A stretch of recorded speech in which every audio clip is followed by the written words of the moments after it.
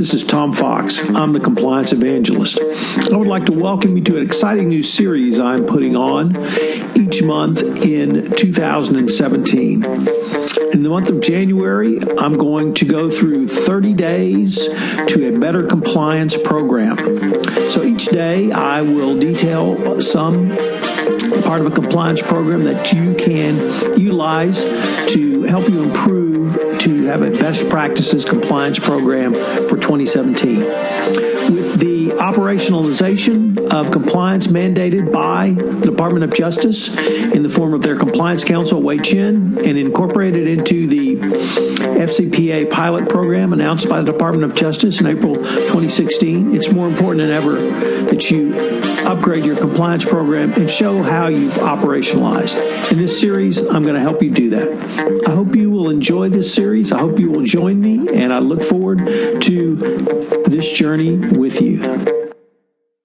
Hello, everyone. This is Tom Fox. Welcome to day 21 of 30 days to a better compliance program. Today, I want to talk about the Compliance Oversight Review Committee. The Compliance Oversight Review Committee is a committee that sits between the Chief Compliance Officer and the board's compliance function.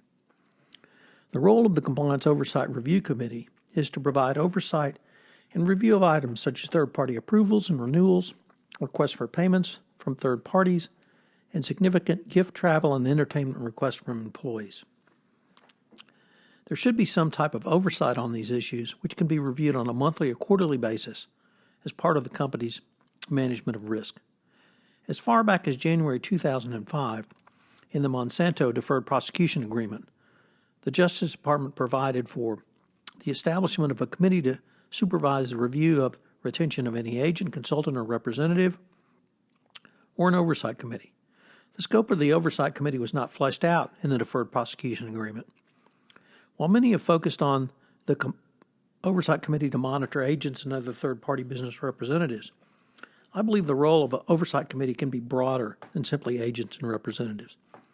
A major purpose of the oversight committee is to act as a redundant backup to the books and records internal control systems, which are designed to detect violations of a company's compliance program.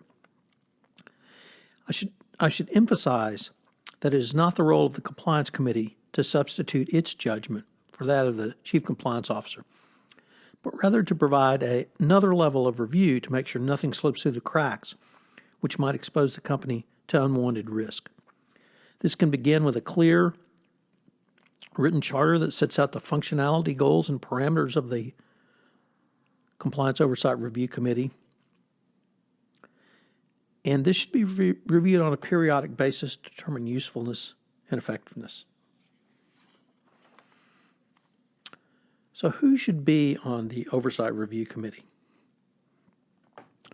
The Monsanto DPA provides guidance on this point by stating, the majority of the committee should be comprised of persons who are not subordinate to the most senior officer of the department or the unit responsible for the relevant transaction.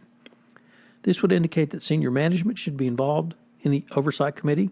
It would also indicate that more than one department should be represented on the Oversight Committee. This would include senior representatives from the Accounting or Finance Department, Compliance and Legal Departments, and Business Unit Operations. You might also include internal audit, perhaps HR, and certainly IT.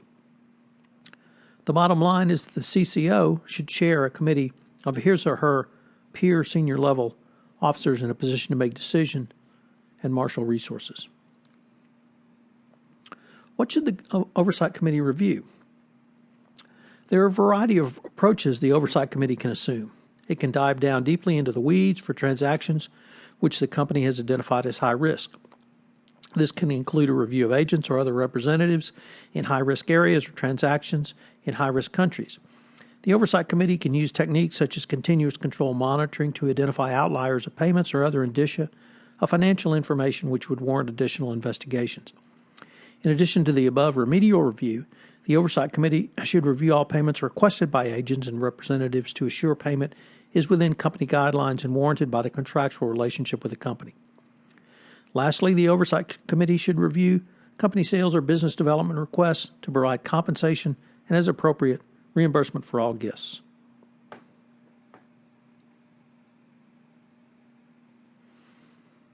The Oversight Committee is one of the key mechanisms a company can use to prevent and detect violations of not only its own code of conduct, but also of anti-corruption laws such as the FCPA.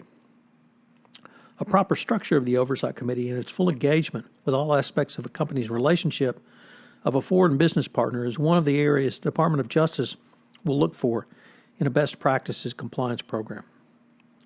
It is incumbent that the Compliance Oversight Review Committee be designed to review the highest risks to your organization. If your company's highest risk is third-party relationships, then you should focus your Compliance Committee's resources on that issue.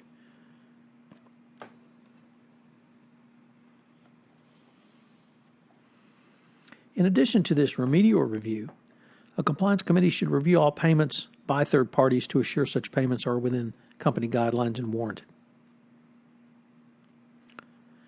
The Compliance Committee really is a key tool that has been developed over a number of years to help companies manage this risk. We have seen this several times in deferred prosecution agreements. We have seen it in shareholder derivative actions, in resolutions. The books and records of components of internal controls is certainly one level of prevention and detection. A review by a compliance committee is another level for review. However, the compliance committee is yet another step which I believe will act as a detect prong and should be employed by companies as an additional protection against compliance and ethics violations slipping through the cracks to become much larger problems down the road.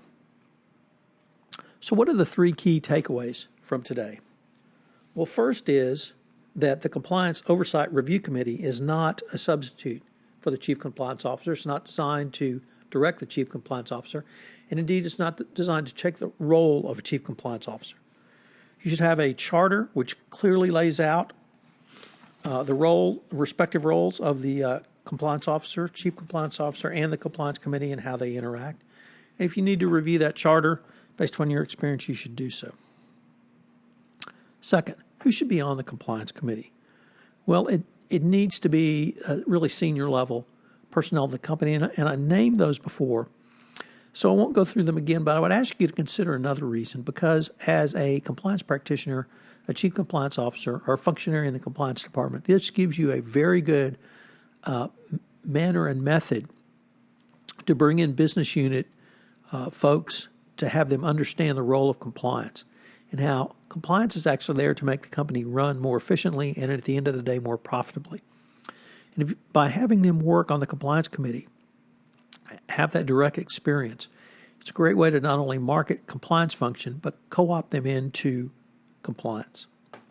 And finally, what should it review? Number three, it should start with your company's highest risks. As most companies' highest risks are third-party agents on the sales side, you should certainly start there. But you may have a significant risk on third parties who come into contractual relationship with your company through the supply chain. So that might be an area. You might want to take a look at specific projects, specific geographic regions. Whatever the highest risk for your organization is, you need to start there. This is Tom Fox. I hope that you've enjoyed day 21 of 30 Days to a Better Compliance Program, and then you join me again tomorrow for day 22.